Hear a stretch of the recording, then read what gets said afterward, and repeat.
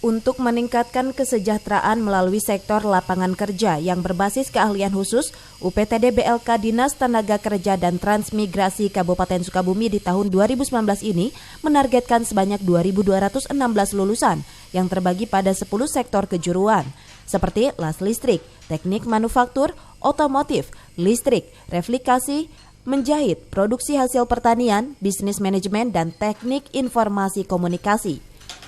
Kepala UPTD BLK Disnaker Trans Kabupaten Sukabumi Ridwan Agus Mulyawan mengatakan, pelatihan yang diberikan pihaknya kepada masyarakat merupakan titik awal dalam meningkatkan kesejahteraan melalui pembangunan sumber daya manusia.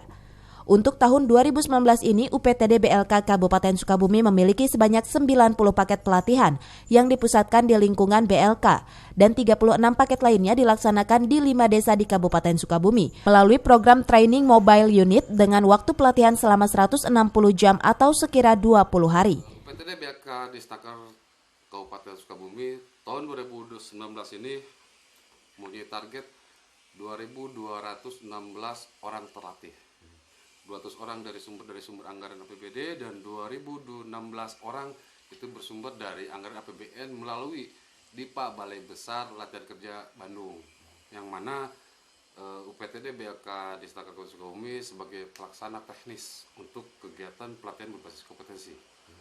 Pelatihan berbasis kompetensi ini juga untuk tahun 2019 ini yang dilaksanakan di dalam terdapat 90 paket pelatihan, sedangkan di desa 36 pelatihan.